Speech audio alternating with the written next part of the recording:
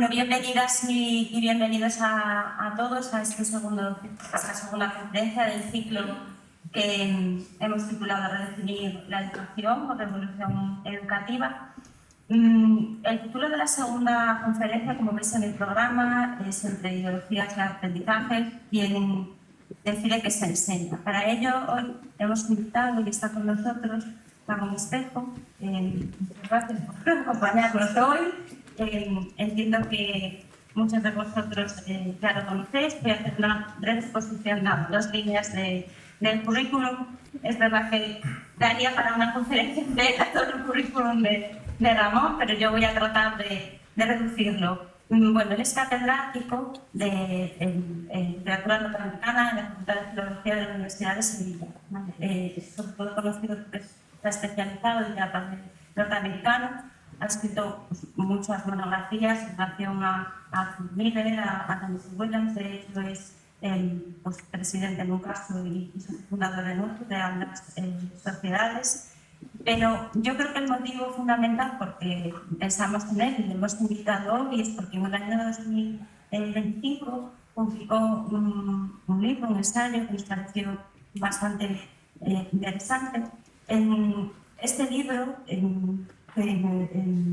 habla del aprendizaje del educativo, viene a hacer una serie de entrevistas casi durante 2 años a distintos profesionales del ámbito educativo, educativos, docentes, pedagogos, personal docente ya jubilado, y tratan de extraer una serie de conclusiones, pero también invitan al lector a sacar las suyas propias en relación a cómo está el sistema educativo a día de hoy.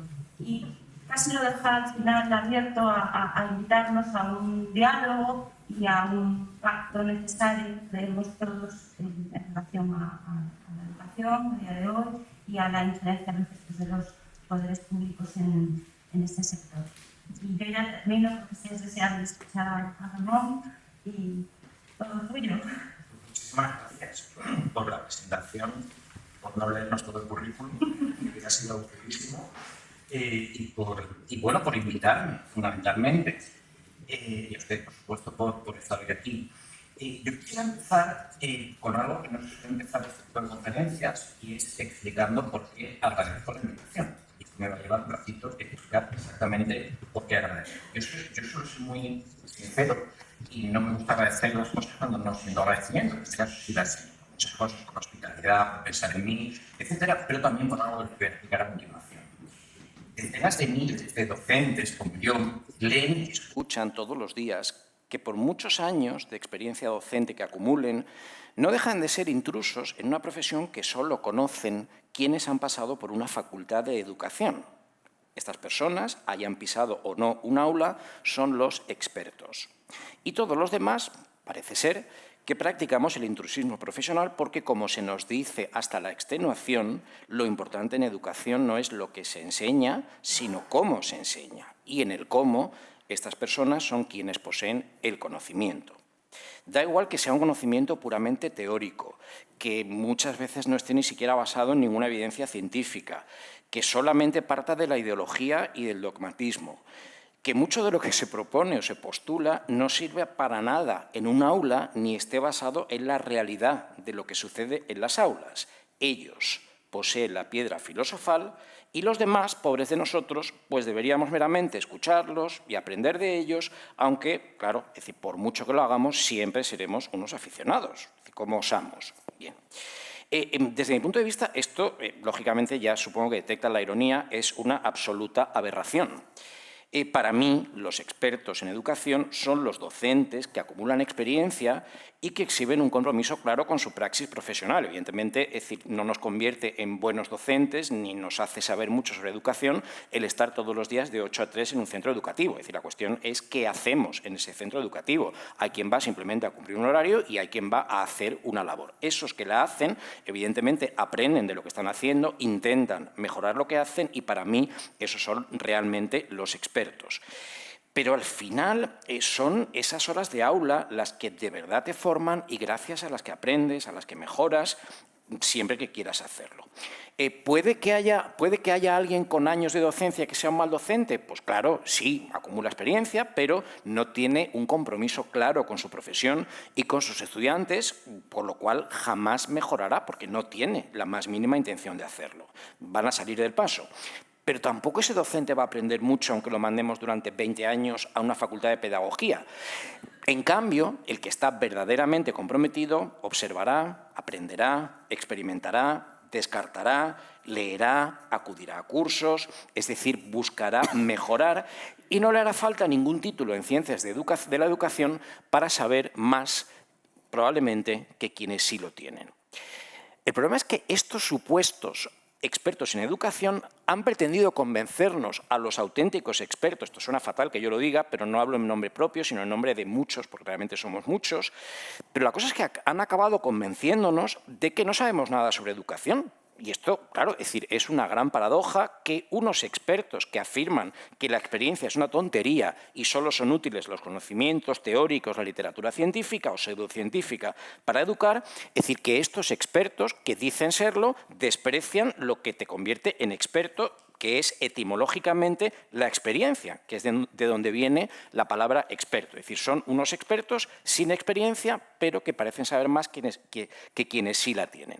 El problema es que y esto que voy a decir es serio, todo lo que estoy diciendo es serio, el problema es que como las víctimas de violencia de género hace años, y creo que cada vez afortunadamente menos, asumían que las culpables del maltrato eran ellas y compraban el relato del agresor, nosotros también hemos terminado comprando un poco ese relato.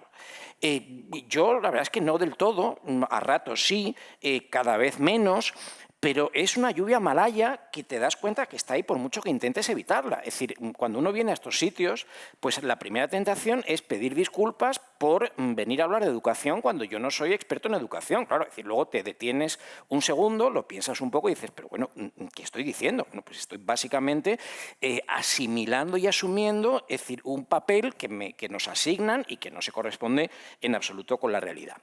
Esto es lo que me sirve justamente para explicar el agradecimiento. El agradecimiento se debe a que alguien como yo, que no tiene un título en Ciencias de la Educación, en la Fundación Paideia piense que soy una persona pues, que tiene algo relevante que aportar al debate educativo. Y eso es lo que me hace estar profundamente agradecido.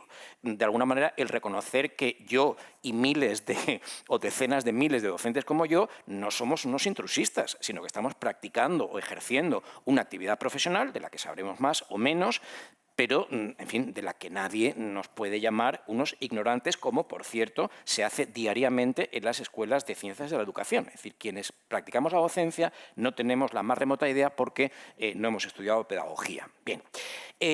Quiero, por tanto, reivindicar como primera cuestión que para hablar de educación se cuente con los expertos y no solo con los teóricos. Digo solo porque entiendo que algunos de estos teóricos pueden tener cosas interesantes que aportar, pero siempre no se nos olvide desde la teoría. Es decir, la teoría es útil para cualquier profesión en la medida en que es útil, pero con teoría solamente no se educa, no se fabrica una mesa, no se nada y no se hace casi nada más. Yo evito también la palabra ciencia porque yo no creo que los teóricos de la educación sean científicos. De la misma manera que entiendo que alguien que ha estudiado ciencias de la comunicación y es un periodista, pues es decir, sea un científico. Es decir, es un periodista, pero no es un científico por mucho que en la puerta de la facultad diga que aquello es una facultad de ciencias de la comunicación. Para mí la pedagogía no es una ciencia, es un saber humanístico basado en la lectura, basado en la reflexión. Esto no lo digo para denostarlo, también lo es la filología. Es enteramente digno que sea así y tenemos también que entender que hay fenómenos que solamente se pueden explicar desde la ciencia. El cambio climático, no sé, es decir, la gravedad, pues no se puede explicar, no se pueden explicar a base de opiniones.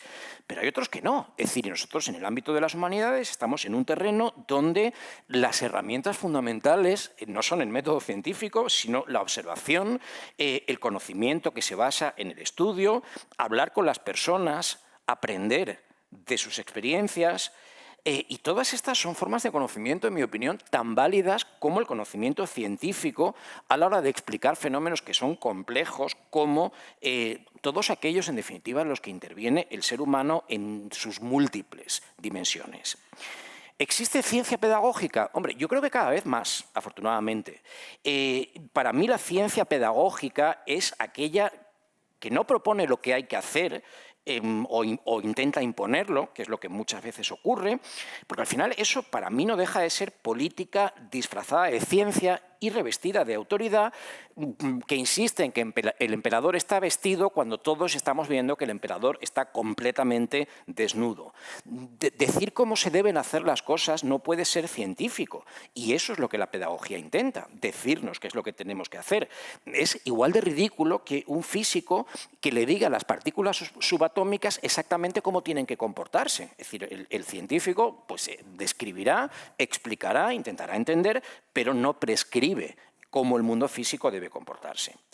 ¿Es científico? Pues sí, es decir, estudiar, por ejemplo, el cerebro humano, es decir, es algo que estamos haciendo y cada vez sabemos más de cómo funciona, es útil, evidentemente, saberlo también en educación, pero cuidado con la hipertrofia de las neurociencias, que son a las que todo el mundo atribuye absolutamente cualquier cosa que se quiera defender e imponer, pero que poco realmente conocen. Existen las neurociencias, por supuesto, pero no tanto como se dice. Es decir, cualquier cosa que un pedagogo propone siempre dice a continuación que eso es lo que demuestran las neurociencias. Nunca nos explica qué neurociencia en concreto, qué texto es el que ha leído, qué autor es el que está siguiendo, las neurociencias, ¿no? Es decir, como si fueran unos seres de luz que orbitan en la atmósfera. Hay mucha supuesta neurociencia, además, que no pasaría la prueba del algodón más elemental. A mí una cosa que sí me parece muy útil es la investigación estadística, el intentar entender, ¿no?, muchas cosas a través de los números.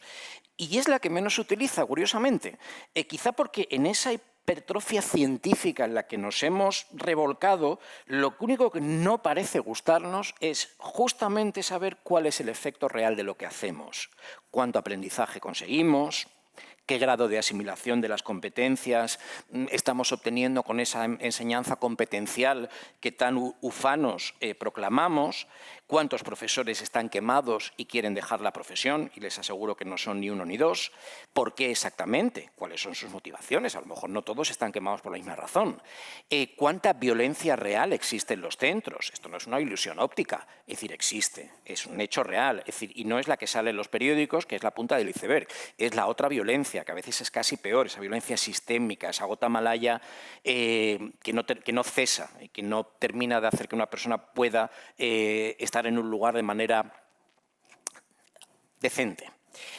¿Cuántos alumnos titulan sin saber leer ni escribir? ¿Cuántos sienten que el sistema educativo les ha desmotivado y les ha abandonado? Bueno, esto parece que no interesa mucho investigarlo. Pues yo realmente aprovecho para reivindicar más investigación cuantitativa, más investigación estadística sobre todo esto. Evidentemente, los números no son todo y detrás de los números siempre hay caras, hay rostros, hay experiencias, pero los números pueden ser una buena puerta de entrada para ver si lo que insistimos en que es fantástico es realmente tan fantástico. Este año el ciclo en el que participo lleva por título Redefinir la educación o revolución educativa y se plantea como una pregunta. Y a continuación lanzan otra pregunta que también me parece muy interesante. ¿La educación formal está orientada a adaptar a personas a un modelo de sociedad determinado o busca transformar, construir y mejorar sociedades? Pues yo voy a contestar la pregunta, porque para eso están las preguntas, para contestarlas. Se nos dice, y enfatizo el se nos dice, que se busca transformar, construir y mejorar. No es verdad. Lo único que se busca es adaptar, y lo voy a intentar explicar. Desde los años 60, la revolución viste. Queda monísima. La revolución es una cosa que se lleva, es decir, y que está muy bien vista. En el año 1970, el escritor norteamericano, ya ha dicho María que mi especialidad es la literatura norteamericana, por algún sitio tiene que asomar, pues bueno, va a asomar aquí. El escritor Tom Wolfe acuña un término que es el de radical chic radical.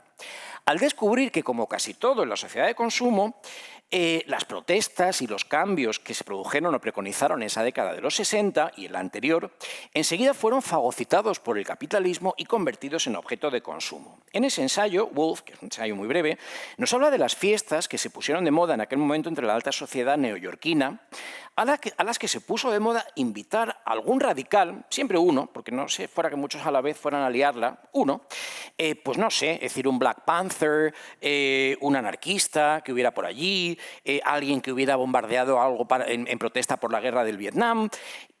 Al final eran revolucionarios de salón, es decir, no los que iban, sino los que los invitaban, pero aquello le situaba a uno como alguien que era hip, que era el término que se utilizaba en los 60, que ya por supuesto está en desuso, o alguien que estaba en la onda, ¿no? Es decir, que era atrevido, contestatario, libertario, abajo la sociedad burguesa. Claro, el problema es que aquellos anfitriones todos eran burgueses de libro. Lo que pasa es que trataban de no serlo o de parecer otra cosa. Claro, aquellas fiestas, en fin, yo recomiendo la lectura del artículo, muy divertido, porque algunas de aquellas fiestas terminaban como terminaban, cuando el invitado pues comenzaba a abrir la boca y a ponerles un espejo delante a sus invitados, a denunciar la hipocresía de aquello, a orinar en la alfombra, que también ocurría, o a romper el carísimo jarrón chino que la anfitriona acababa de comprar en una subasta de Sotheby's. Hoy día el problema es que no es solamente la alta sociedad, sino toda la izquierda política en general la que ha abrazado de manera irreflexiva ese radical chic.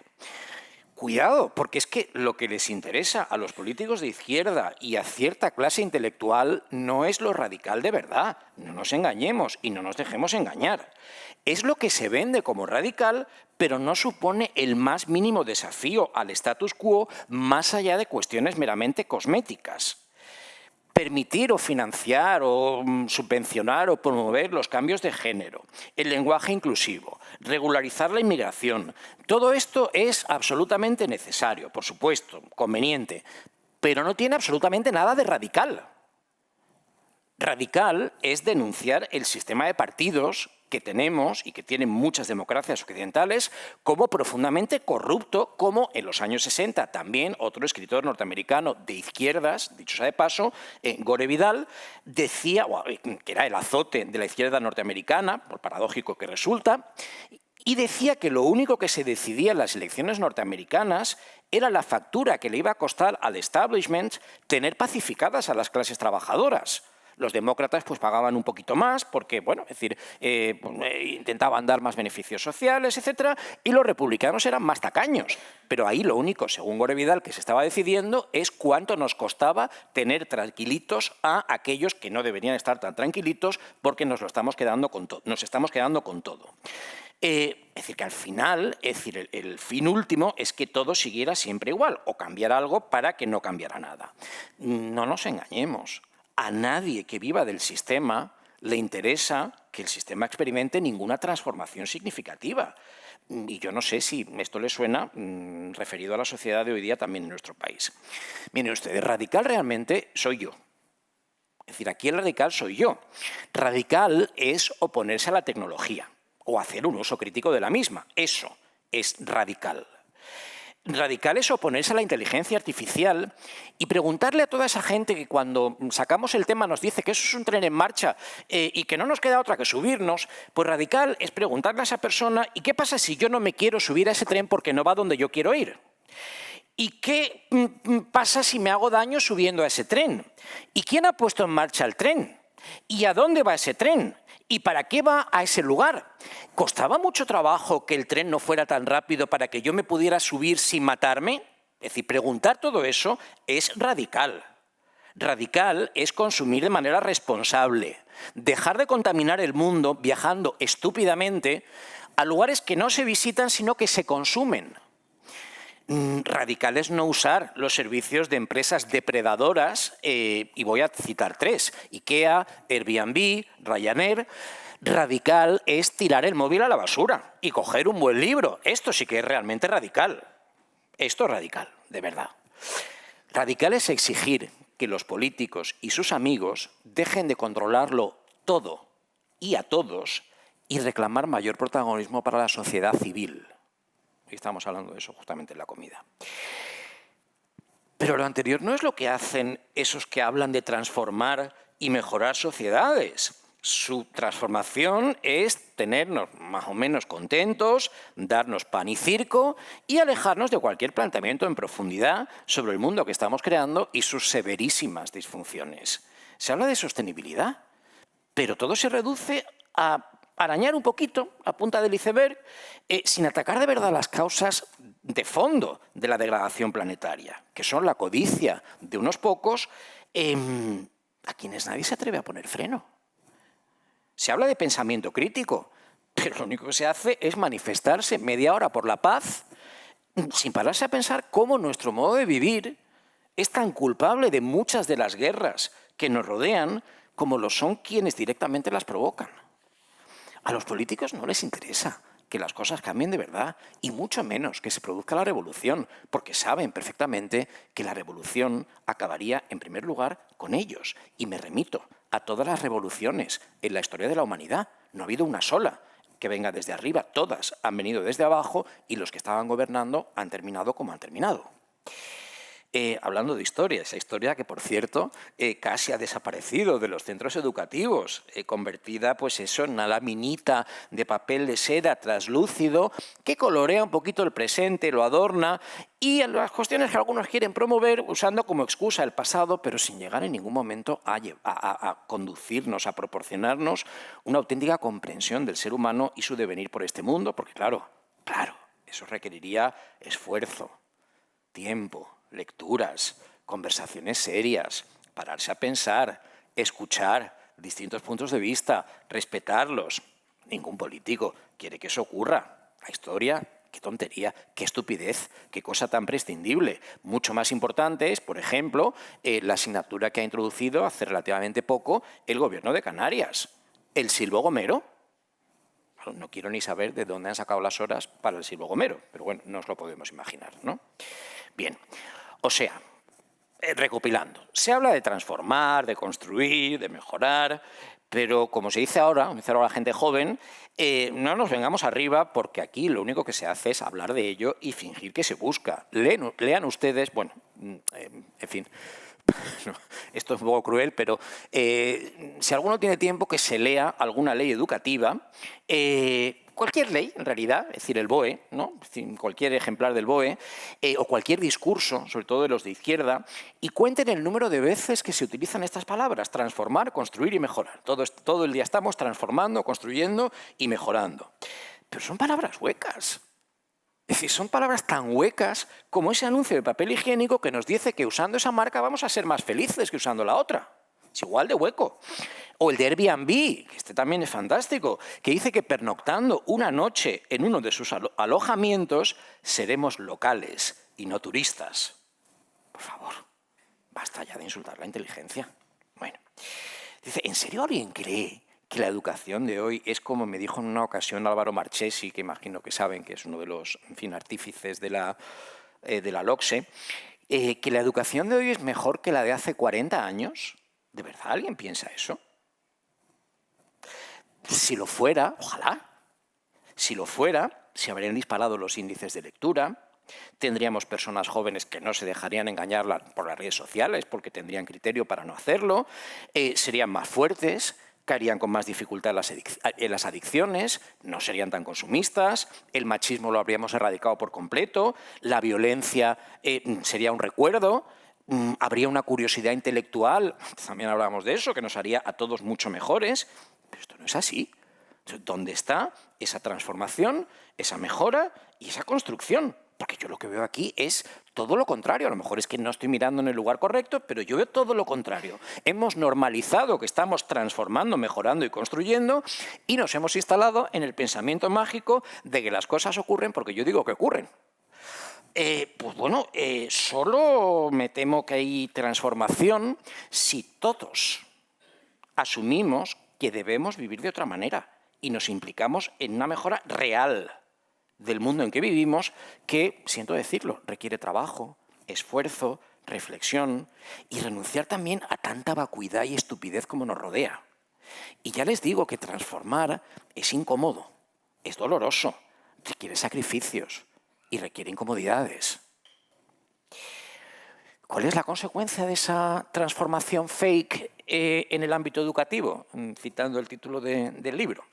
Pues una educación devaluada, insustancial, que cada vez enseña menos y que solo pretende tener a los estudiantes entretenidos y contentos mientras sus papás no pueden hacerse cargo de ellos, esperando que llegue la edad de trabajar y puedan irse todos de camareros, como corresponde a un país en el que jalea y que aplaude esa primera industria nacional y principal fuente de riqueza a la que lo hemos fiado todo. Es decir, la cuestión ya no es si vamos todos a terminar de camareros, sino es cuándo terminaremos de camareros, porque terminaremos, creo que es un hecho que ya nadie discute. Bien, pues tenemos la mejor educación posible para ese futuro que nos espera a todos.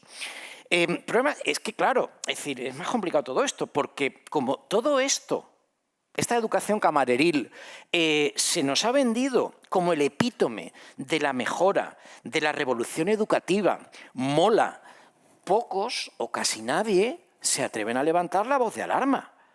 Sí se ha visto que, hombre, los resultados pues, no estaban siendo alentadores. En las cafeterías de los centros pues se ha dicho en voz baja, no sea que nos escuchen los sacerdotes del culto transformador o como se refieren a ellos en muchos institutos, los de la secta. Pero otra cosa es decirlo en público.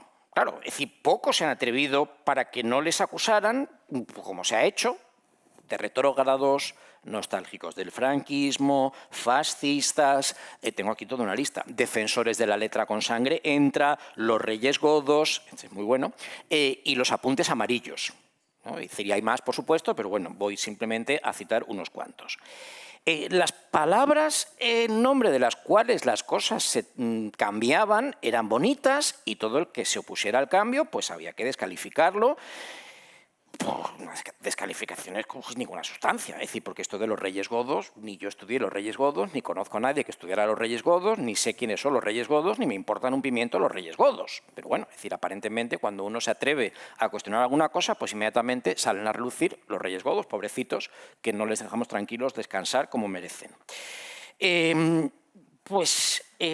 Yo sigo esperando, honestamente, desde hace años, que alguien defina claramente qué es educación tradicional. Y la verdad es que no lo consigo. Mira que lo pregunto, nadie me lo sabe decir. Por no decir que alguien me diga qué relación tiene el fascismo con exigir que existan reglas de convivencia y que se cumplan o que se pida esfuerzo a los alumnos, cuando los fascismos, si estudiamos un poquito de historia, descubrimos que siempre han preconizado una educación asistencial, laxa, epidérmica para los pobres, y son realmente los países comunistas los que han promovido una educación exigente y rigurosa, y tengo que decir que en algunos sigue existiendo todavía una educación bastante más exigente y rigurosa que la nuestra. El fascismo lo que busca es crear masas amorfas de gente, que sea obediente, que sea servil, que no sepa nada y que esté idiotizada mediante eslóganes y consignas. Y no quiero seguir por aquí, pese a que a mí lo fascista me parece precisamente la educación atontadora por mucha sonrisa y por mucho abrazo que nos demos. Fascismo 2.0. Jean-François Revel, uno de los pocos que ya en los años 80 se atreve a cuestionar el tsunami pedagógico de entonces, en un libro que en España se llamó El conocimiento inútil, que data del 89, lo publicó la editorial Planeta, sostenía que la ideología pedagógica rechazaba que el ser humano estuviera dotado de inteligencia y voluntad y que por esa razón había que ponérselo fácil y cómodo y hacer todo el trabajo por él, porque el aprendizaje debía ser siempre un proceso indoloro, carente de esfuerzo por parte del discente. Revel opinaba que la injerencia política era e iba a ser el principal problema de la educación y rechazaba ideas muy queridas, y hablo de un pedagogo, rechazaba ideas muy queridas de la pedagogía, como por ejemplo que las diferencias económicas entre los alumnos son las que provocan las diferencias de aprendizaje, o que la meritocracia sea mala en sí misma, o que la superioridad intelectual se obtenga a base de machacar la igualdad. Es decir, si hay igualdad, no hay superioridad intelectual. Pues es decir, son dos cosas que pueden convivir bastante bien. Cuando se ataca todo esto y se considera al alumno un ser vulnerable, al que hay que hacérselo todo porque pobrecito no es capaz de conseguir nada por sí mismo, estamos, según este autor, atacando las bases mismas en que se asienta la democracia. Ya no la educación, la democracia. Y abonando el camino, imaginen para qué. claramente para los autoritarismos y los sistemas políticos que buscan la sumisión del ciudadano siempre, siempre, no se les olvide, en nombre de cuidarlo, proteger su seguridad y hacer lo que es mejor para él. Cuidado con los buenismos. Hace años se puso de moda el concepto que la educación debía servir para adaptarse a un modelo de sociedad determinado. Y no sé si lo recuerdan, pero yo lo recuerdo perfectamente. Es decir, nos machacaban a diario con la necesidad de adaptarse. Hace una semana o así, en un artículo del New York Times, se denunciaba que en los institutos americanos casi ya no se leen libros completos, sino como mucho, hablo por supuesto de las asignaturas de literatura, no se leían libros completos, sino fragmentos cortitos, por aquello de adaptarse a la realidad de un alumnado que ya, en fin, tanta concentración pues le provoca cortocircuitos y además el miedo también un poco a crear traumas, a no ser inclusivo, si a algún estudiante pues le costaba trabajo concentrarse, en fin, la adaptación. El mundo, lo recuerdan porque no hace tanto, el mundo se digitalizó a marchas forzadas y la educación tenía que asumir el narcisismo digital.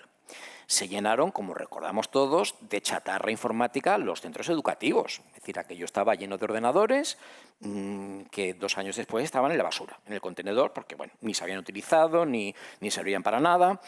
Y luego vino algún iluminado y dijo que el mundo era bilingüe y que había que adaptarse al bilingüismo, que fue ese gran experimento fallido, un fallo que, por supuesto, nadie ha admitido, claro, pero, en fin, que en una sociedad madura, esta tomadura de pelo sería impensable, impensable. Bueno, pues aquí la hemos vivido.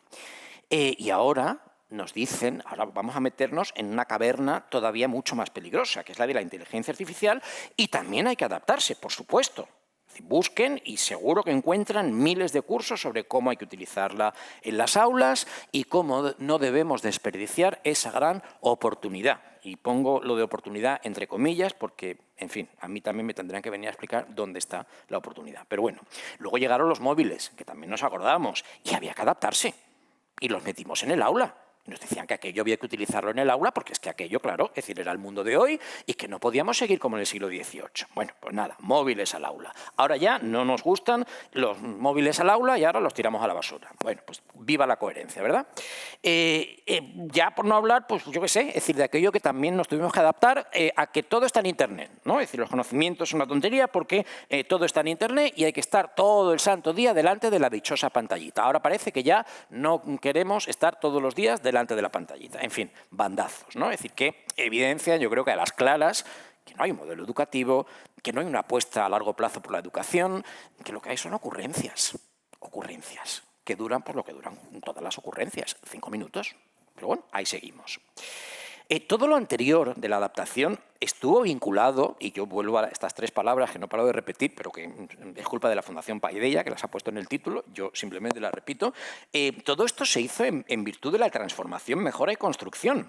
Llegó a decirse que la adaptación era un pilar de todo lo demás, es decir, la transformación no solo obedecía al intento de mejorar, sino a la necesidad de adaptarse a un mundo que cambiaba rápidamente, que es otro mantra estúpido que yo me enfadaba y ahora ya me da la risa, porque yo no conozco un solo momento en la historia del ser humano en el que no se estuvieran produciendo cambios. Me parece que los cambios es una cosa que inventamos antes de ayer, porque nunca antes, por eso vivíamos todos en Altamira hasta la semana pasada, porque nadie nunca había cambiado nada. Bien, oponerse a esos cambios, por supuesto, ¿qué les voy a decir? Inmovilista, retrógrado, enseñar a los estudiantes cosas que no fueran prácticas, esta también me gusta, dice, era prepararles para vivir en el siglo XIX y no en el XXI. El siglo XIX está denostado entre los pedagogos, no sé exactamente qué han descubierto ellos que pasó en el siglo XIX, pero lo detestan a muerte. Yo creo que la manera de enfadarlos es mencionar el siglo XIX. Se les ponen los vellos de punta. Cosa que además, no sé, es decir, porque yo que, en fin, llevo 30 años dando clase de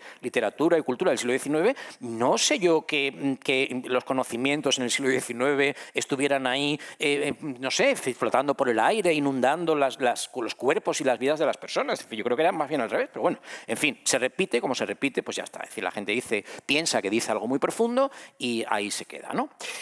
Por tanto, es decir, esto que la Fundación yo creo que plantea como dos cuestiones distintas, yo creo que realmente se envasaron y se comercializaron como una sola. Curiosamente, seguimos aferrados a la idea de la transformación mejoradora, salvífica, constructora, como objetivo del sistema educativo. Y sin embargo, seguramente ustedes también lo han notado, que ya lo de la adaptación empieza a no sonar tan bien. Ya esto lo escuchamos menos. Una palabra que se puso muy de moda fue resiliencia, que ahora ya nadie se acuerda de lo que significaba, pero esto, la resiliencia, la adaptabilidad, ya de esto no se habla tanto porque es cierto que la tecnología está ya exhibiendo un poco su peor cara y hay voces de alarma. La digitalización todavía mola porque los políticos siguen instalados un poco en eso, no tanto porque sea deseable, sino porque hay muchos intereses económicos detrás que empujan y empujan y empujan y empujan y empujan. El capitalismo actual tiene cada vez peor prensa y se están creando unas diferencias sociales que cada vez son más difíciles de disimular o de negar. Yo creo que por eso la adaptación es un mantra que escuchamos cada vez menos, pero paradójicamente, en mi opinión, de todo lo que se dijo en los cambios educativos que se iniciaron a principios de los 90, era lo único que era cierto, lo de la adaptación. Todo lo demás era mentira. Esto sí era cierto.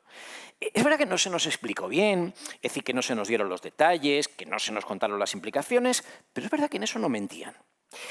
¿A qué mundo nos prepara la educación para adaptarnos? Bueno, pues es decir, un mundo en el que las diferencias sociales son abrumadoras y cada vez lo van a ser más.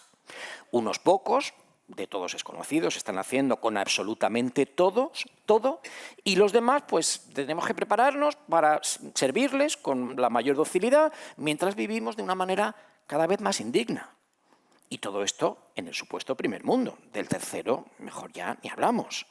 Las redes sociales, los teléfonos móviles, las terrazas, el fútbol, 4 idioteces más, nos mantienen instalados en un estado como de felicidad resignada. Hacemos algún viajecito low cost, algún sitio en el que podamos hacer fotos con el último iPhone desde la terraza del Airbnb y ya estamos listos para volver a este mundo distópico y hacer lo que nos manden. Eso es a lo que la educación pretende adaptarnos.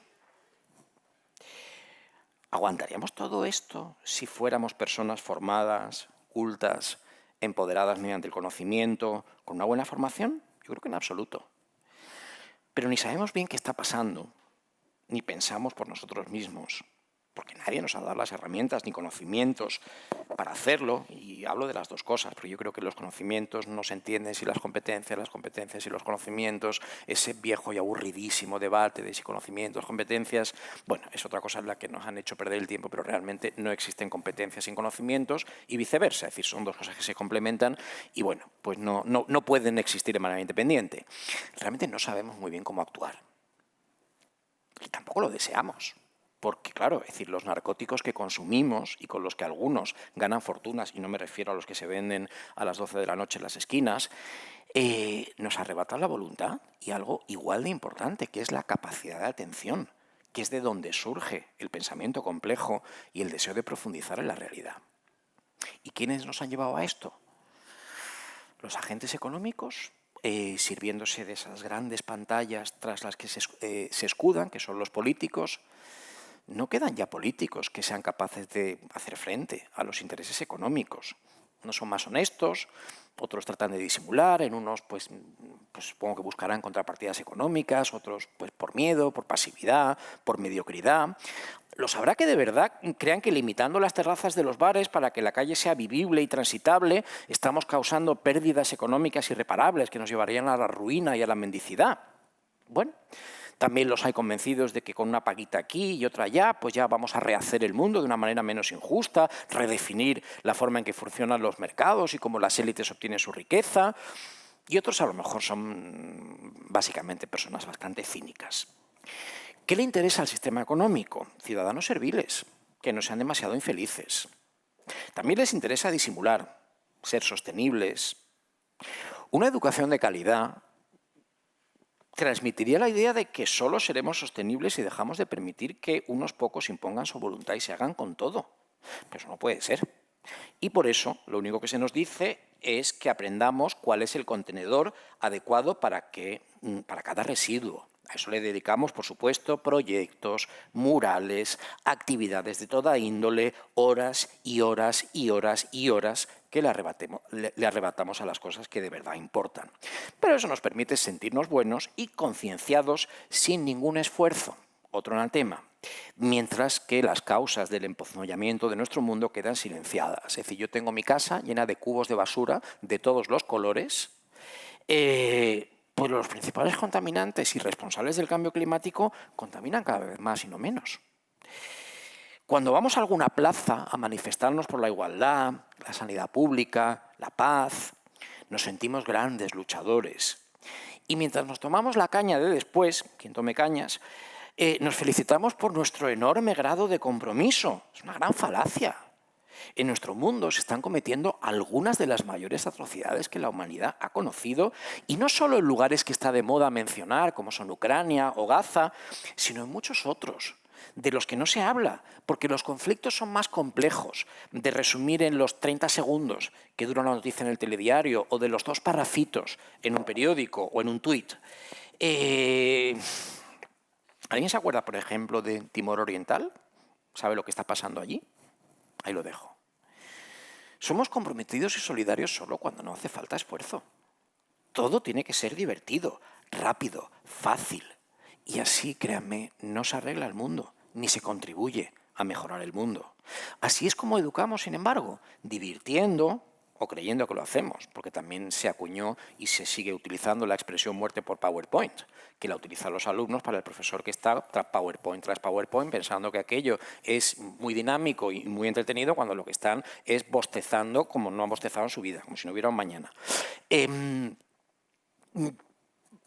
No generamos en nuestros estudiantes la más mínima incomodidad y tampoco pedimos nada que suponga trabajo duro. No sea que venga el papá a quejarse o el orientador a avisarnos de los estragos psicológicos que estamos causando. Traigamos aquí a alguien que va a manifestarse por Gaza con un pañuelo palestino y pidámosle que nos hable de la historia del pueblo palestino. Preparémonos para lo peor. Al sistema económico le interesa promover una máscara de bondad y de felicidad, que solo es una máscara. Pero no le interesa entrar a fondo en nada. No le interesa la educación de verdad. Fíjense ustedes en las grandes inversiones de las tecnológicas en educación. ¿Hacia dónde van? Digitalización, gamificación, niños contentos y apantallados, que se abrazan, que dibujan corazones, que sueñan con arcoíris. Y mientras, un tiempo precioso de la vida que puede y debe emplearse en conocer el mundo y en situarse frente al mundo, se convierte en un tiempo en que está prohibido pensar, porque se sufre, ni profundizar en nada, porque es muy cansado. Y hay que ser obligatoriamente feliz cada minuto del día. ¿Conocen ustedes alguna tecnológica o algún banco, yo haciendo amigos, que organice clubes de lectura, que invite a pensadores independientes a hablar con los chavales de cuestiones de envergadura? ¿Alguna de ellas ha intentado tratarles como personas con potencial para ser individuos conscientes y no como idiotas? El otro día estaba yo en una charla con la Adela Cortina y con Diego Garrocho en la Fundación Telefónica en Madrid. Era una charla sobre la inteligencia artificial. Y decía Adela Cortina, y se me quedó, que, bueno, es decir, gracias a la inteligencia artificial, por fin íbamos a poder frenar el cambio climático. ¿De verdad cree esta señora, con todo mi respeto, que no lo frenamos porque no sabemos cómo frenarlo? Lo sabemos perfectamente. Lo que pasa es que no queremos hacerlo, no ustedes ni yo, sino los que realmente podrían hacerlo. Claro, yo me hubiera gustado hacerle esa pregunta al final de la conferencia, pero es que ocurre que en las conferencias de la Fundación Telefónica, a diferencia de la conferencia de hoy, no hay preguntas. No se admiten preguntas, así que no lo pude preguntar, pero me quedé con las ganas de saberlo. Bueno, la adaptación, desde luego, todo lo demás no sé, pero la adaptación funciona a las mil maravillas. Es decir, con esto de la adaptación vamos como un tiro. En todo lo demás vamos fatal, pero en esto vamos de maravilla. El chico que no sabe nada de lo que ocurrió en el mundo más allá de la semana pasada, para el que las matemáticas es dibujar números y ponerles florecitas y la literatura poemas de 3 versos sobre lo maravilloso que es ser inclusivo, es el perfecto camarero del mañana, el perfecto yonki del mañana, que consumirá desaforadamente y aceptará todo sin rechistar, o se quejará, pero no sabrá qué hacer. Todos preparados para servirle la sangría y la paella de microondas a los turistas mientras miramos de reojo el móvil, no sea que nos hayan mandado algún meme. Decía Arthur Miller, también un autor que conozco un poquito, de que el mundo por el que él trabajaba y escribía era un mundo en el que los fontaneros también leían a Dostoyevsky. Esa es la auténtica transformación, esa es la auténtica construcción y esa es la auténtica mejora. También decía Miller que si uno era recogedor de basura, tenía que intentar ser el mejor recogedor de basura del mundo, porque el trabajo dignifica a la persona que ha sabido formarse en un ocio con contenido y la consciencia de uno mismo. Pero para todo ello, las mentes tienen que estar muy bien amuebladas. Esa es la revolución que los docentes debemos protagonizar. Pero nos obligan a ser los brazos ejecutores de una transformación falaz que solo busca adaptarnos para llevar con resignación nuestra propia ignorancia, la mediocridad de los que nos rodean y la injusticia del mundo en el que vivimos. O sea, transformar, sí, pero para peor. Mejorar, sí, pero la vida de los que tienen mucho. Construir, sí, un mundo desigual. Adaptar, sí, a soportarlo todo sin decir una sola palabra ni entender nada. Esta sesión lleva por título Entre ideologías y aprendizajes, ¿quién decide qué se enseña? Yo creo que ya parte de esta pregunta, gran parte de esta pregunta la he contestado. El sistema decide no solo qué se enseña, sino todo lo demás. Qué nos debe gustar y qué no, en qué empleamos nuestro tiempo y cuánto, qué causas tenemos que abanderar y cuáles ni siquiera conocer. Enseña lo que debemos ser, en lugar de darnos las herramientas para construirlo por nosotros mismos. No lo hace de manera directa, sino a través de los políticos, y es en la política en la que ya me he referido, en la que me quiero centrar en estos segundos, minutos finales de mi intervención. Voy a empezar distinguiendo entre política e ideología. Es decir, para mí la política es la política de partidos. Es decir, luego está la palabra política, en mayúsculas, la que viene de polis, pero esta no es la que tenemos a diario afectando y encauzando nuestras vidas. A mí la palabra ideología tampoco me gusta demasiado porque supone encauzar el pensamiento que para mí es siempre complejo y difícil de meter en una tubería a través de canales ya muy establecidos. Yo soy más partidario de un pensamiento libre de ideologías preexistentes que al final suelen limitar y suelen tener intereses no declarados y suelen ser muy dogmáticas, muy prescriptivas. La política me gusta, es decir, la política que viene de polis y que al final es el arte de vivir en sociedad y por extensión las sensibilidades y las diferentes ideas sobre cómo hacerlo. Yo creo que los seres humanos somos seres políticos porque la realidad nos lleva a tener un posicionamiento sobre ella y a expresarlo. Política es el entramado arquitectónico mediante el que vemos y asumimos la realidad, las conclusiones que de ello derivamos y, en su caso, cómo creemos que las cosas deben mejorarse. Hay política de verdad y luego está la política low cost. Esta última es la más peligrosa y la que campa a sus anchas por nuestro mundo. La legalidad está en riesgo de desaparición porque no tenemos, es decir, una buena arquitectura mental, es decir, la necesitamos. Y no podemos pensar bien si no disponemos de un conocimiento poderoso. Si no le hemos dedicado tiempo a entender un tema y a leer diferentes posicionamientos sobre él, si no nos hemos empapado de aquello que quienes lo han estudiado a fondo tienen que decirnos, si no hemos reflexionado, si no hemos conversado, no mediante tweets, sino con el espíritu auténtico de escuchar al otro y poder entenderlo. Sin todo ello no hay un posicionamiento sólido frente a nada. Y ahí, nuevamente, el tiempo y el esfuerzo son absolutamente indispensables, como también lo es la capacidad de atención. Sin ello, optamos por la vía low cost. Compramos la ideología que nos venden en un envoltorio mono y facilón. Yo no sé si lo han observado, pero yo sí. En los supermercados cada vez hay menos alimentos frescos con los que poder tener una dieta mínimamente saludable. Todo viene ya en envases muy llamativos, todo parece sabroso, sano, nutritivo. Solo tenemos que abrir el envase con abre fácil, si es posible, para no tener que perder algún segundo y que algún WhatsApp se nos vaya. Todo listo para comer. En pocos minutos tenemos una ideología de la que nadie nos va a mover, porque además la gente se aferra a ellas como si no hubiera un mañana. El que no tenga la misma es nuestro enemigo. Y cada 4 años perdemos 15 minutos en dejar claro que la tenemos mediante esa papeleta que naturalmente ni nos leemos. La política de partidos es la gran fábrica de ideología low cost, ese gran teatro de la discrepancia que esconde la más desoladora uniformidad. La política de partidos es la que nos lo pone fácil a la hora de elegir. Con 3 o 4 opciones ya tenemos todo el pensamiento y toda la conciencia cívica de la sociedad, sin esfuerzo, limpio y con el plus de la superioridad moral sobre el enemigo que los políticos se encargan de azuzar en los mítines. ¿Cuál es la verdadera agenda del político? Obtener poder, mantenerse en él, garantizar la supervivencia de los suyos. Los partidos políticos son grandes corporaciones, pero que en lugar de ganar dinero directamente y honestamente, lo hacen a través del voto. Ellos supongo que se dirán a sí mismos otras cosas, porque no todo el mundo engaña pensando que lo hace. Pero el político lo único que busca es mantenerse en el poder o lograrlo si no lo tiene. ¿Quién decide qué se enseña? Los políticos, son los que escriben las leyes. ¿Desde dónde? Bueno, pues desde un crisol de intereses diversos. Por una parte, los poderes económicos permiten cierta libertad en aspectos superficiales, pues si lo queremos llamar ABP o aprendizaje basado en proyectos, pues somos libres de optar por una cosa o por la otra. Pero eso sí, elijan ustedes lo que quieran, pero que sea vacuo, muy vacuo, lo más vacuo posible.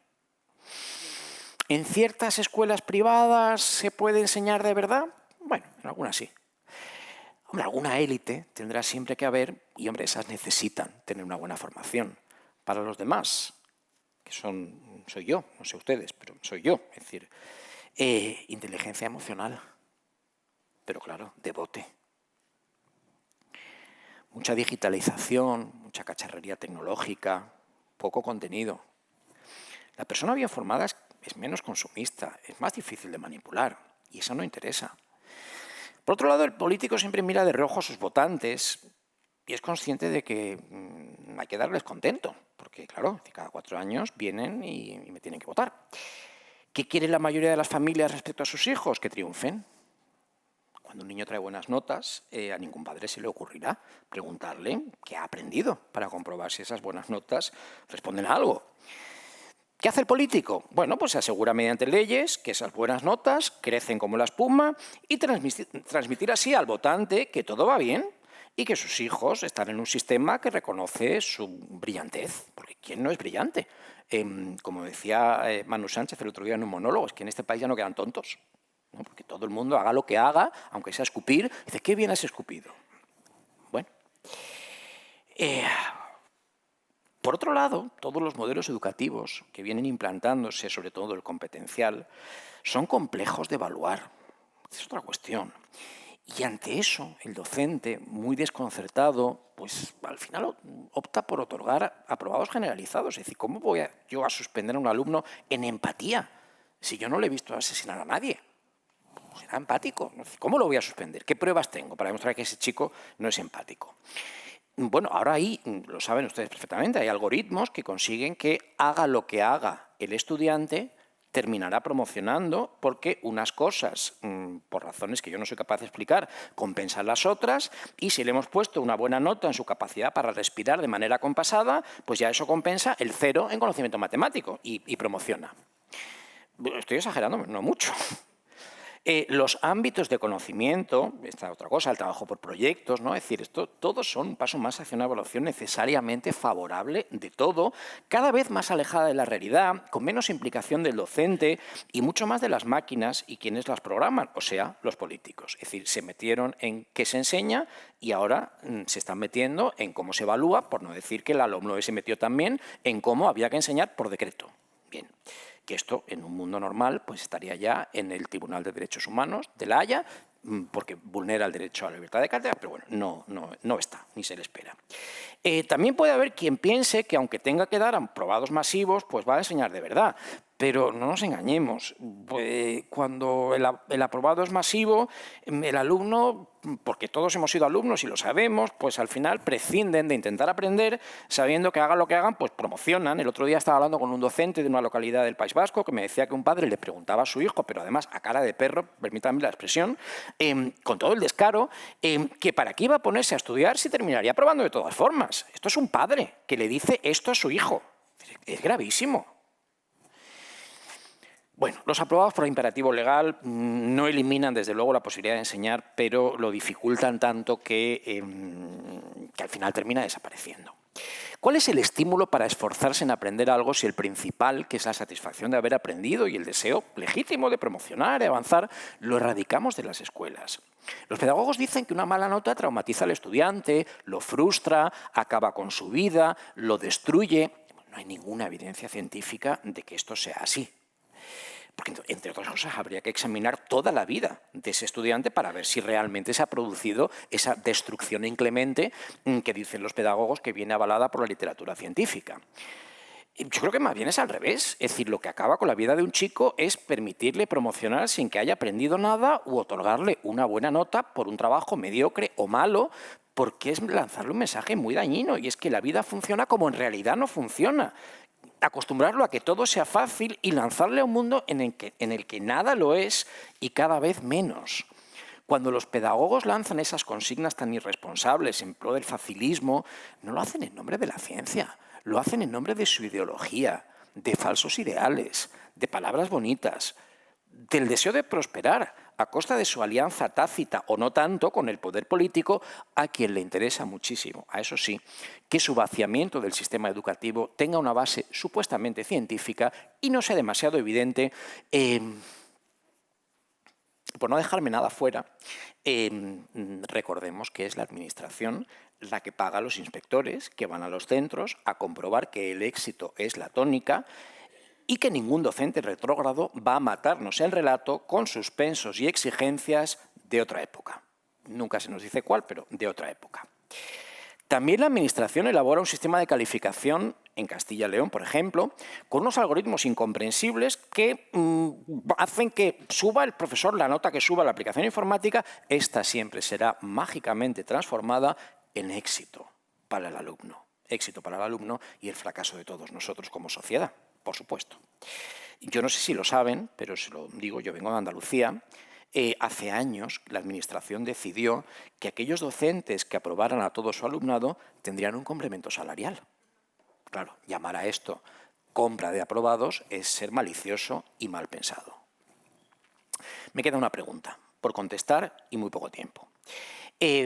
Cito, ¿una educación capaz de revisarse, renovarse, por el contrario, una escuela reinventada invocando cambios radicales y rupturas con estructuras obsoletas? Bueno, yo creo que con todo lo que vengo contando la he contestado en gran medida, pero me sirve para plantear una cuestión. ¿Podemos revisar y renovar el actual sistema educativo? Claro que sí. ¿Queremos? Algunos sí, algunos no, y a la mayoría les da igual. El problema es que los que no quieren revisar ni renovar son los que detentan el poder y tienen muchos intereses en juego. ¿Reinventar la escuela? Sí, pero no reinventar la escuela franquista, que esa ya no existe, sino reinventar la que sí existe, la escuela falsamente progresista.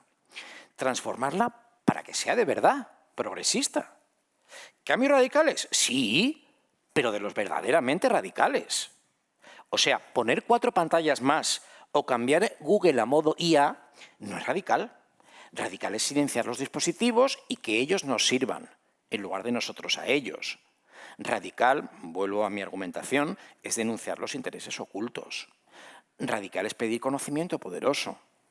Radical es exigir trabajo de calidad, incentivarlo, ser honestos en decir que el trabajo mediocre es mediocre, dejando claro, por supuesto, cómo conseguir que no lo sea y ayudando, dejándonos la piel para intentar que no lo sea. Radical es devolver al alumno al centro del aprendizaje y arrancar del centro a los intereses políticos y económicos. Radical es medir resultados y por eso, con eso, identificar áreas de mejora. Radical es atreverse a opinar. Radical es escuchar a los que piensan diferente e intentar aprender de ellos. Radical es decir basta a esta educación neoliberal disfrazada de mayo del 68. Radical es los domingos de Ruiz de Azúa, la película, y no la revuelta, que es simplemente chabacana. En educación son más radicales algunos programas de televisión, de estos talent show o como se llamen, que le dicen claro a los aspirantes que no lo han hecho bien y los mandan a su casa en consecuencia, premiando a quienes sí se han esforzado. Eso sí que es radical. ¿Hay que romper con estructuras obsoletas? Claro que sí. No hay nada más obsoleto que la mediocridad. Y literalmente nos está devorando por tierra, mar y aire. La ignorancia es profundamente obsoleta, pero ha vuelto por sus fueros y amenaza con llevárselo todo por delante. Dice el filósofo José Sánchez Tortosa que es utópico, pero necesario pensar que aún queden grupúsculos de pequeños prometeos urdiendo reductos irreductibles de comandos clandestinos compuestos por profesores disidentes de la nueva pedagogía y jóvenes héroes empecinados con denuedo en estudiar, conspirando por mantener residuales áreas de conocimiento y aprendizaje, ocultándose en aulas de aire viciado y formando sociedades secretas, raras sectas al margen de la iglesia pedagógica que preserven, como los hombres libros de Fahrenheit 451, la costumbre ya inútil de aprender. Necesitamos una ruptura verdaderamente radical y estamos a tiempo de llevarla a cabo. No sé cuánto tiempo más tenemos, pero me temo que se nos está agotando. Vamos a dejarnos de monsergas. O mejor, vamos a dejar de contar mentiras y vamos a empezar a contar algunas verdades. La verdad nos hará más libres y mejores. No la temamos, porque es la única luz al final de este larguísimo, larguísimo túnel. Gracias.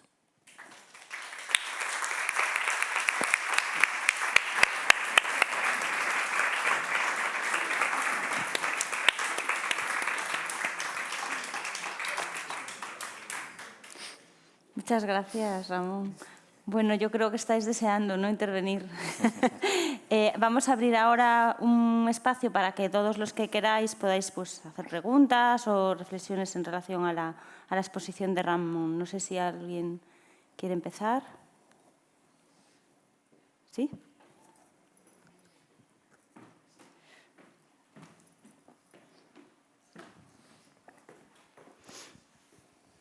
Hola, ¿qué tal? Bueno, nada, muchas gracias porque ha sido interesante la propuesta. Yo vengo de la rama sanitaria, no soy de la rama educativa y bueno, me surgen muchas dudas, ¿no? Primero, ¿quién genera el cambio radical? Porque es los propios políticos quien toman estas decisiones, no viene de los docentes, ni de los alumnos, ni de los padres, ni nada, ¿no? A través del voto, pero, en fin, es político. Y luego, perdona porque llegué un poco tarde y ya enganché con esta relación que haces con la izquierda, pero no sé cuál es la relación con la derecha, que me gustaría también saberla. Y después, por otro lado, y ya es lo último, a mí me parece que defines una constante que existe desde hace, bueno, no sé, desde el principio de los tiempos, probablemente del grupo social que genera el ser humano, ¿no? Y no sé, pienso, por lo que sé, que me falta mucho conocimiento en ese sentido, pero que siempre hay una minoría que genera el cambio, ¿no? Y luego está la gran masa social, que estamos así, pues eso, apantallados o consumiendo opio o lo que fuera en cada época histórica, ¿no? Pero yo creo que estamos en un más de lo mismo, que siempre es lo mismo, que la gente está haciendo por sobrevivir y luego hay una pequeña proporción de la población que se plantea cosas y genera cambios. No a través de la política, efectivamente, pero que la proporción es un número bajo y que dependemos de esa gente, claro. Sí, muchas gracias por la pregunta. Son 2 o 3 preguntas. Yo creo que la primera y la tercera tienen mucha relación. Cuando tú dices quién promueve el cambio radical, depende en qué tiempo verbal hagamos la pregunta. Si es quién lo está proponiendo en este momento, la respuesta es nadie. Es decir, unos dicen... ¿Qué propuesta tienes tú? Claro. ¿De quién lo va a proponer? Porque nadie lo propone. No lo sé, ¿eh? Claro, evidentemente, a ver, el cambio radical nunca va a venir de arriba porque no se nos olvide que los de arriba son los que nos han llevado hasta aquí. Entonces, bueno, es decir, es difícil creer.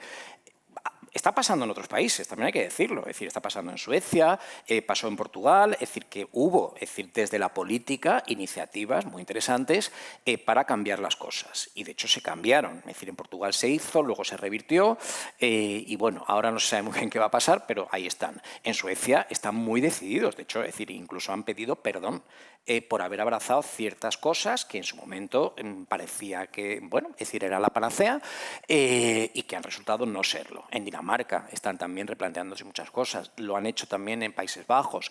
Es decir, aquí en España, pues es que yo veo muy difícil, es decir, que todo esto pueda venir del ámbito político, salvo que consigamos. Es decir, yo creo que también los políticos tienen una cosa mala y buena a la vez. La buena y mala a la vez es el hecho de que están muy atentos a lo que la sociedad reclama. No porque en el fondo les importe mucho lo que la sociedad reclame, sino porque, por lo menos superficialmente, hay que intentar dar cierto contento. Yo creo que si conseguimos, entre unos y otros, generar un posicionamiento de la sociedad en favor de una educación profesionalizada, sin ideologías, sin política, donde no haya unas metodologías únicas, sino que se respete la libertad de cátedra, no pasa nada con que un profesor sea a lo mejor un poquito más clásico en su manera de enseñar y otro sea más renovador, no pasa absolutamente nada. Todo eso puede convivir en perfecta armonía si los políticos dejan de empeñarse en utilizar el BOE para todo. Es decir, que dejen el BOE tranquilo, es decir, que nos dejen un poco trabajar a los que estamos ahí. Yo creo que si conseguimos generar la sensación de que empezamos a estar hartos de esta educación que nos han impuesto, a lo mejor podemos conseguir llevar el debate a la agenda. El hecho de que de otros países lleguen ya noticias de que las cosas están empezando a recular porque se ha visto que no se está consiguiendo para nada lo que se quería conseguir, también es un brote verde, ¿no? Es decir, yo creo que al final, lo que pasa es que en España tenemos la malísima costumbre de ser los últimos en llegar a todo. Fuimos los últimos en llegar a esta supuesta renovación pedagógica y ahora probablemente seremos los últimos en dar marcha atrás, ¿no? Pero bueno, es decir, yo hasta cierto punto me parecería muy noble, ¿no? Es decir, escuchar, de hecho hubo un político que lo hizo, el único, Julio Anguita, ya fallecido, fue el único, es decir, que reconoció públicamente, es decir, él había apoyado la LOCSE y había apoyado todos los cambios educativos de los principios de los 90, cuando él volvió, terminó de la política y volvió a un instituto en Córdoba, donde él era docente, y estuvo un par de años allí, hizo unas declaraciones públicas que fueron muy comentadas diciendo que se habían equivocado completamente y que pedía disculpas por haber colaborado en eso. No pasa nada, es decir, es muy noble. Es decir, yo entiendo que los que lo pusieron en marcha no necesariamente eran personas malvadas y siniestras. Es decir, pues a lo mejor ellos pensaron que realmente... Es decir, a mí lo que verdaderamente me enfada es que con todo el tiempo que ha transcurrido, con todas las evidencias, es decir, sigan sin pedir disculpas y sigan pensando que la solución a los problemas es más de aquello que ha generado el problema. El máster de secundaria. Bueno, esto empezó siendo el CAP, que algunos aquí se acordarán, aquel CAP que tuvimos hace mucho tiempo, que era un curso más breve, del que todo el mundo hablaba pestes, es decir, todo el mundo lo hacía porque era un requisito, pero todo el mundo decía que aquello no servía para nada. Solución al CAP, ampliarlo en el tiempo y hacerlo de 1 año. Como es tan malo, vamos a hacerlo más largo, 1 año. Y como ahora sigue todo el mundo protestando por el máster en secundaria, que es terrible, que no sé cuánto, es decir, la gran idea que han tenido es 2 años. Como es tan malo, vamos a alargarlo a los 2 años. Pero vamos a ver, es decir, ¿cuánto tiempo más hace falta para que estas personas se caigan del guindo? No puede venir alguien y talar el dichoso guindo, es decir, porque es que si no, bueno, esto es. No sé si te he contestado, voy a la pregunta de la derecha, que es la que me ha quedado en el tintero. La derecha. ¿La derecha tiene una política educativa? Me pregunto. Porque yo a veces pienso que no. Y desde luego si la tiene tan escondida, que hay que ir, no sé, es decir, con un microscopio y una lupa para encontrarla. yo es que no sé cuál es, honestamente no sé cuál es la política que tiene la derecha. Pues básicamente dejar que todo siga igual, sí, de vez en cuando pues sacan esto de la religión, que les viene muy bien porque moviliza un poquito a la parroquia, pues ya está, es decir, dura 2 días y ya se olvidan de la religión y luego a lo mejor pues de pronto hablan de la... Ya ni siquiera, es decir, porque hace unos años hablaba mucho de la cultura del esfuerzo, que no se la creen ni ellos, pero bueno, es decir, ellos decían que la cultura del esfuerzo y tal, ya ni hablan, yo creo que ya les da esta vergüenza, ¿no? Es decir, porque en todos los sitios que gobiernan la cultura del esfuerzo no sabemos dónde está. En Castilla y León, tanto que ellos en algún momento han criticado la LOCS y tal, en Castilla y León ahora mismo es la comunidad donde se están produciendo las mayores tropelías. En relación a todo esto que contaba de Castilla y León, bueno, todo esto lo estoy leyendo en un libro que ha escrito un profesor de Castilla y León que dice que a partir de la LOMLOE a ellos ya no les dejan evaluar, es decir, les han puesto una maquinita y ellos meten ahí las notas y pongan lo que pongan, la maquinita siempre saca buenas notas para todo el mundo. No sé qué algoritmo se utiliza, esto es en Castilla y León, es decir, una comunidad supuestamente gobernada por la derecha desde, bueno, ni se sabe, y que probablemente seguirá siéndolo. Es decir, no tenían ninguna necesidad de hacer esto y sin embargo lo han hecho. Entonces, ¿realmente cuál es la política educativa de la derecha? Pues yo es que no sé cuál es. Es decir, yo empiezo a sospechar que no tienen ninguna. Empiezo a sospecharlo. Es cierto que el PSOE, yo no estoy de acuerdo, es decir, con muchas de las cosas que han hecho, pero sí tengo que reconocerle que ellos sí tienen una política educativa consistente, es decir, era esta en los años 80 y sigue siendo la misma. Es decir, nunca se han bajado del burro, siempre han seguido. Es decir, que yo insisto que me parece que en muchos aspectos está equivocada, pero tengo que reconocerles que existe una política educativa, es decir, que para lo que sea, pero la educación les ocupa y les concierne, y que desde que yo tengo uso de razón ha sido siempre la misma. La derecha, pues Vox. Creo que había una frase sobre educación en el último programa de Vox, una frase que decía que iban a pintar los centros para que estuvieran más pintaditos. Claro, yo de ahí colegir que existe una política educativa en ese partido, pues sería temerario, ¿no? No lo sé, no sé cuál es la política. Pues a lo mejor tenemos que empezar a forzarles a que nos la cuenten, porque digo yo que es relevante, ¿no? Es decir, un partido al que votan muchos millones de personas, estaría bien que cuando tuvieran un ratito libre se sentaran, elaborar alguna política educativa y la compartieran con todos nosotros. Yo se lo agradecería mucho. Vamos a ver si lo conseguimos. Gracias. Nada.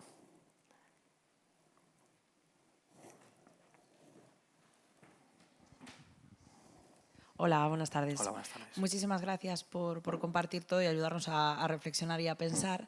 Y una de las cosas que mencionabas era que bueno, pues las grandes empresas, ¿no?, nos llevan un poco por donde ellos quieren. Hablabas de los bancos y me hizo acordarme de la iniciativa de Aprendemos Juntos de BBVA. Y me gustaría saber pues, cuál es tu opinión, ¿no?, sobre este programa educativo. Cuéntame un poquito el programa educativo en qué consiste. ¿Lo conoces? Porque hay tantos programas de tantos vale. bancos. CaixaBank también tiene un montón. Bueno, en este caso, conociéndolo como consumidora, no como promotora del programa, lo que percibo es que generan conversaciones con diferentes profesionales, estudiosos, personas referentes sobre diversas temáticas para pues hacernos pensar y quizás promover ese pensamiento crítico que comentas que igual está un poco perdido. Bueno, yo necesitaría investigar un poco más ese programa en concreto, pero los programas que conozco y todos los que fomentan el pensamiento crítico, realmente lo único que fomentan es el pensamiento único.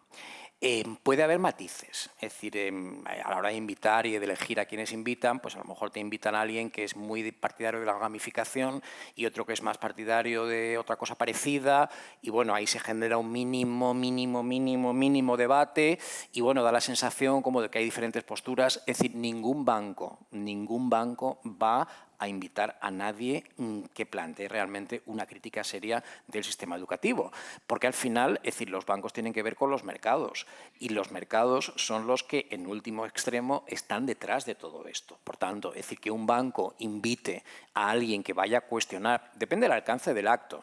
A veces, pues bueno, es decir, no blanquea ciertas cosas, haciendo cosas muy minoritarias que sabe que van a asistir 4 personas o que van a haber 4 personas y entonces pues, a lo mejor invitan a alguien que sea un poquito más discrepante, Pero realmente, es decir, ningún banco va a apostar por una figura crítica con la educación de manera abierta, porque, lógicamente, yo lo que defiendo es todo lo contrario de lo que ellos están defendiendo. Es decir, CaixaBank, bueno, pues todo esto... Es que, a ver, es profundamente... A mí es que me genera un poco de... no me he tomado el Lexatin y me lo tendría que haber tomado. A mí es que todas esas caras de niños sonrientes, jugando en el parque, con florecillas, con... Es que a mí realmente yo el mundo no lo veo así. Es decir, a lo mejor es que soy muy pesimista, pero yo es que no lo veo así. Entonces, esa sensación de que todo va bien y de que, bueno, es decir, mejoramos aquí un poquito porque vamos a jugar más o porque vamos a tener pantallas mejores o porque los colores van a estar mejor. La educación no necesita eso. Es decir, la educación necesita replantearse en serio. Y si un banco apuesta por algún tipo de cambio, va a ser un cambio cosmético. Es decir, nunca van a apostar por nada que cambie las cosas en profundidad. No hay cosa más barata que un profesor en un aula con una tiza en la mano y una pizarra. Es baratísimo. Es decir, ¿eso interesa? A los fabricantes de tiza probablemente, pero es decir, a las tecnológicas, a los bancos, al final estamos hablando de sectores que están muy conectados. Es decir, a las tecnológicas, ¿qué les interesa? Pues evidentemente que utilicemos la tecnología, el móvil, la tableta. Es decir, ¿quién va a apostar por un profesor con una tiza? ¿Quién va a apostar por un profesor socrático que se siente con sus alumnos, que hable, que reflexione? No, es decir, necesitan crear esos programas. Es decir, Antena 3 también tiene grupo mediático, también tienen ellos sus ¿cómo lo llaman? Ámbitos, ay, se me ha ido de la cabeza. Lo que ahora ha sustituido a las antiguas unidades didácticas que luego fueron las situaciones de aprendizaje, es decir, ya tiene diseñadas sus situaciones de aprendizaje para que todo esté envasado y para que la clase sea muy dinámica. Es decir, realmente al final, es decir, lo que yo y algunos proponemos va en contra de todo eso. Vuelvo a la pregunta anterior, es decir, también muchas veces es colocar las cosas en la agenda. De momento no hemos conseguido, es decir, colocar esta cuestión en la agenda. A lo mejor si la conseguimos colocar, pues igual los bancos también tienen que mover ficha y posicionarse de una manera más clara. Pero de momento no lo hemos conseguido. Entonces esa es un poco la lucha ahora mismo, ¿no? Es decir, situar esta cuestión en el debate público. Es decir, como yo siempre digo,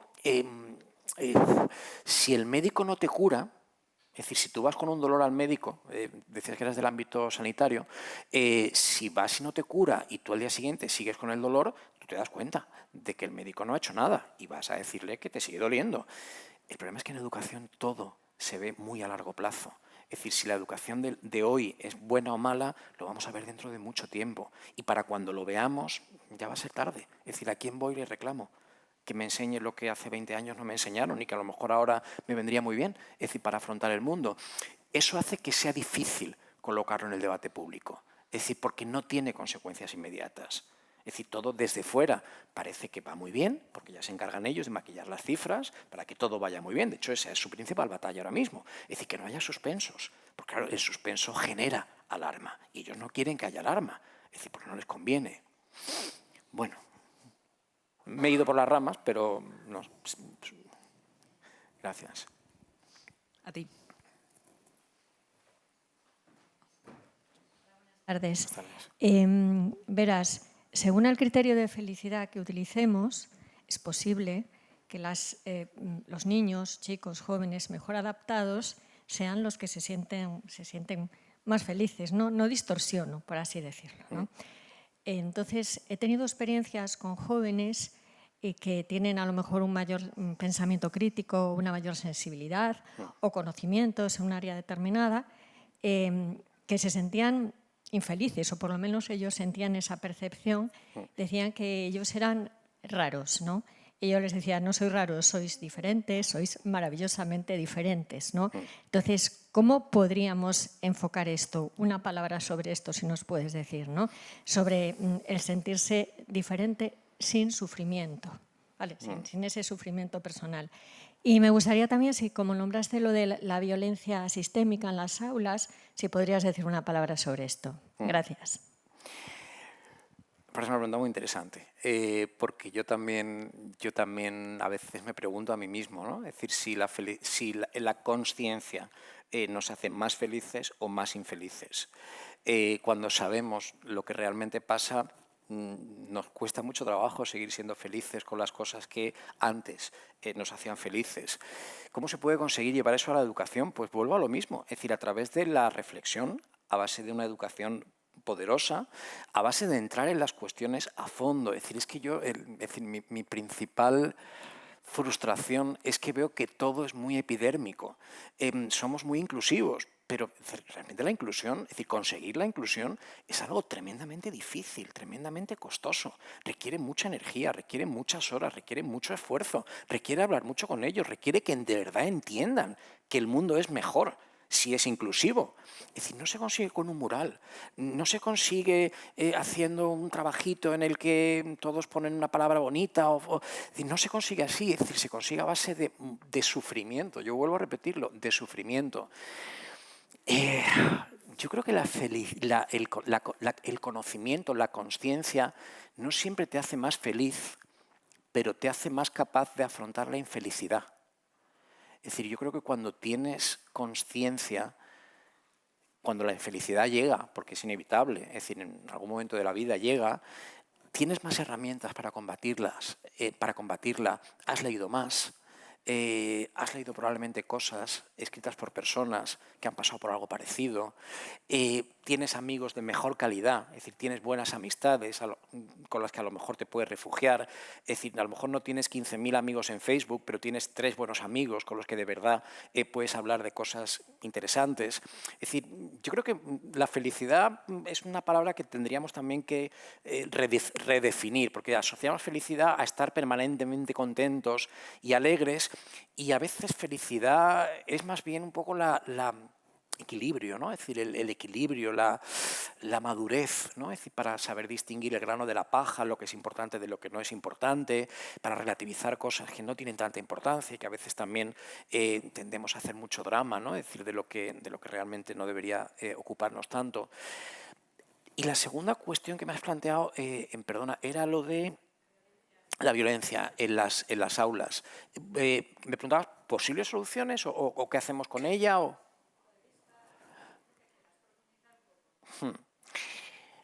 Hay mucha más de la que debería haber. Siempre la ha habido. Es decir, yo creo que tampoco podemos decir que ahora existe y antes no. No se está combatiendo bien. Yo creo que es decir, todos los programas que se ponen en marcha... a ver, hay una cosa que me parece absolutamente esencial. Y es lo que ahora se llama convivencia y lo que hasta hace no mucho se llamaba disciplina y que yo creo que deberíamos seguir llamando disciplina. Es decir, un aula tiene que ser un espacio donde todos nos respetamos, pero la primera persona a la que hay que respetar es el docente. Es decir, que está ahí haciendo un trabajo por el que le pagan, por supuesto, pero que está haciendo un trabajo, que es una persona de más edad, es decir, que tiene una experiencia y a la que habría que mostrarle un poco de respeto. Respeto no significa sumisión, porque claro, cada vez que uno dice esto, pues ya sale alguien que dice el fascista, que tal, que quiere venir con la vara. No se trata de eso. Es decir, yo creo que con ya tantos años de democracia somos capaces, ¿no? Es decir, de concebir una disciplina que no pase por castigos corporales, que no pase por nada que sea violento, que sea agresivo, que pueda traumatizar. Es decir, podemos conseguir una disciplina de otras maneras, ¿no? Es decir, con otras estrategias y otra metodología. Pero yo creo que eso es fundamental, es decir, que se produzca, es decir, que haya una figura de autoridad. Porque si no hay en el aula, es decir, en el aula siempre va a haber una figura de autoridad, siempre, nos guste o no. El debate es, ¿intentamos que sea el profesor o lo dejamos en manos del primer matón que haya en ese grupo? Es decir, ese es el debate fundamental. Es decir, si el profesor no ejerce esa autoridad, seguro que va a haber en ese aula, raro sería que no lo hubiera, algún chico o alguna chica que quiera erigirse en esa figura de autoridad y que someta a todos los que tiene a su alrededor. Por lo tanto, yo creo que la primera manera de abordar esa cuestión es reforzar de verdad la autoridad del docente, de verdad. Insisto, de verdad, porque claro, uno dice esto, mañana sale el político, presenta el plan consabido para reforzar la autoridad del docente, que se queda en papel mojado como todo lo demás, y no sirve para nada. Es decir, reforzar la autoridad de verdad. Las acciones tienen consecuencias. Es decir, aquello que hacemos en la vida tiene consecuencias. Los chicos tienen que aprender que esas consecuencias existen. La consecuencia no es ejecutarlos. La consecuencia, es decir, es que ellos vean que las cosas no quedan impunes. Es decir, que cuando uno transgrede las normas, pues eso tiene consecuencias y no son agradables. Tenemos que conseguir eso. Si no conseguimos eso, es decir, va a ser imposible erradicar la violencia porque cada docente que aguanta de manera silente una agresión y se producen montones a diario, está poniendo una piedrecita más en el edificio de esa violencia sistémica que está acabando con la enseñanza en los centros. Es decir, no se puede enseñar. No se puede enseñar. Hay centros en los que es imposible enseñar, en los que incluso docentes con muchísima experiencia ya, y que dicen hace 20 años yo me hacía con la clase, ya no. Tenemos que abordar eso. ¿Cómo lo abordan las autoridades? Gamificando, porque piensan estúpidamente que porque el niño está ahí muy entretenido, todo va a ser perfecto. No es por ahí por donde tenemos que ir. ¿Cómo no se puede enseñar? Pues no enseñemos. Pongámosles delante del ordenador, que es una manera en la que se nos dice que tenemos que combatir, es decir, esa falta de atención, es decir, ese tipo de problemas que encontramos en el aula. Póngales una pantalla delante. Pues no, señor. Es decir, lo que tenemos que conseguir es que sin la pantalla delante y sin la gamificación, aún así consigamos que, es decir, esos chicos aprendan que en el aula es un espacio en el que tenemos que convivir y que la convivencia solo es posible desde el respeto, empezando por el docente. En el momento en que socavamos desde la administración la autoridad del docente, estamos, es decir, dejando el camino libre a toda la violencia que quiera venir. A veces es mucha y sale en la prensa, en casos muy contados, y luego está la de todos los días. Es decir, la del profesor que no se atreve a mandar a callar, la del profesor que se va a su casa a llorar, la del profesor que abandona la docencia porque ya no es capaz de seguir. Eso es una consecuencia, en gran medida, de la violencia. Es decir, ningún profesor se va de la docencia porque tenga que rellenar 4 papeles o 3. Es decir, los profesores se van porque ya son incapaces de enfrentarse al aula. Es decir, porque se levantan por la mañana con taquicardia. Y yo he hablado con muchos docentes. Es decir, con unos problemas de salud mental enormes, por cierto. Esa salud mental que tanto nos preocupa. ¿Dónde está? Es decir, cuando tenemos a la profesión docente con unos problemas gravísimos de salud mental por la mierda, de legislación educativa que tenemos y las administraciones educativas. Bueno, me ha costado hacerlo con una palabra, pero han sido 2 quizá, pero...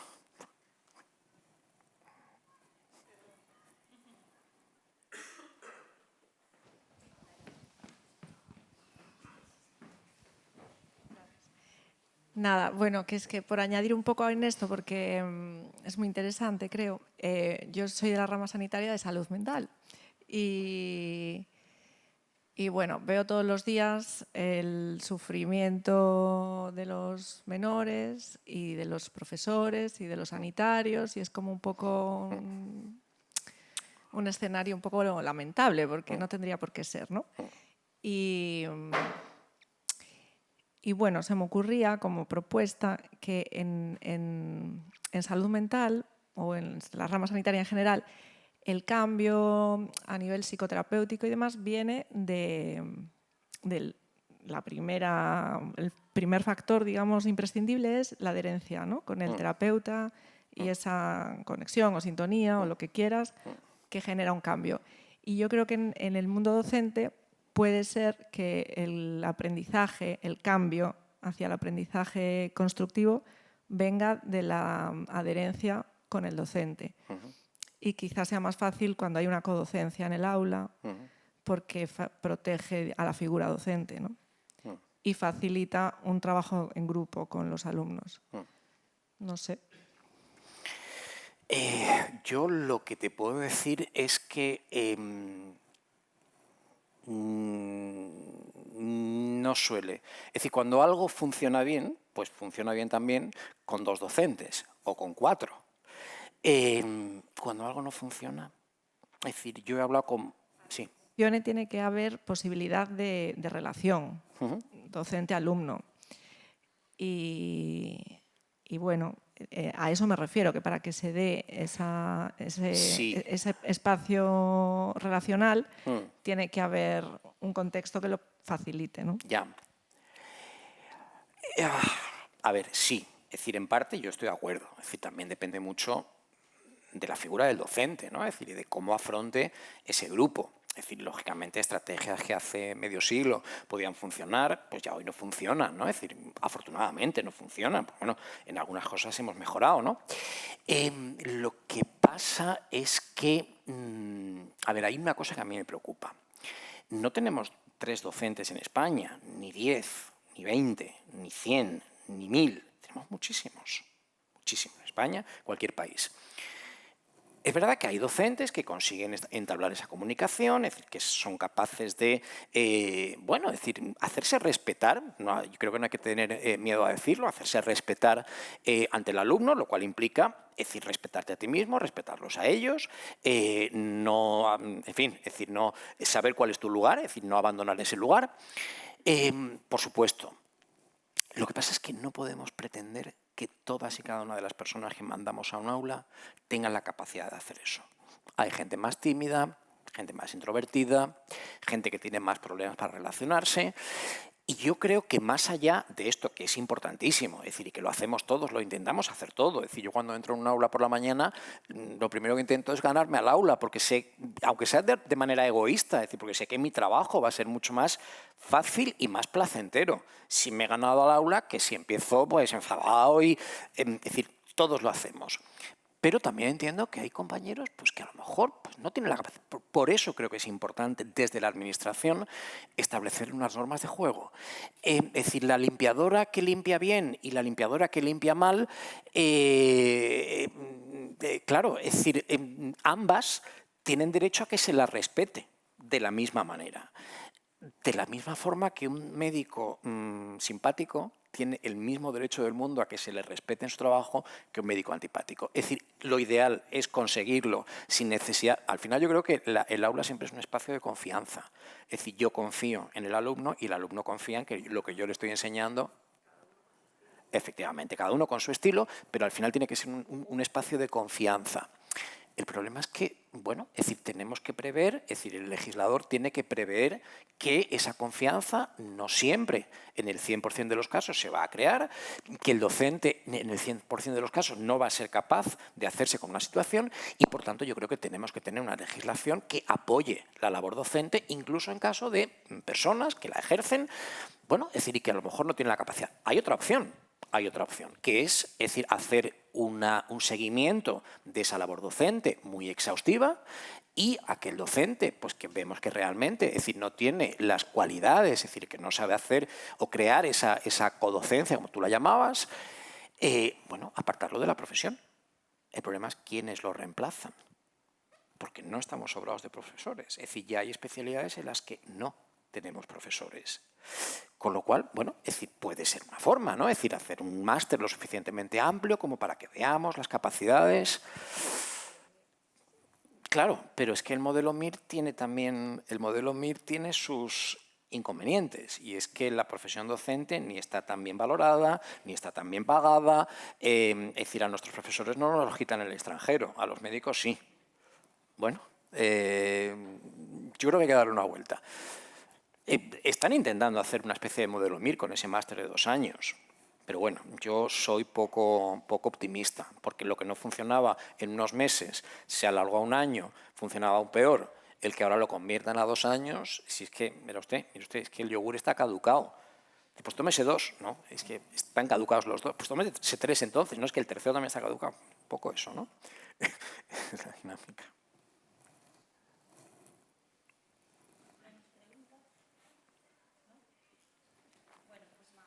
Gracias a todos por asistir. Os esperamos el 30 de abril, que hablaremos de la salud emocional con Ricardo Fandiño, y espero que hayáis disfrutado de la jornada de hoy.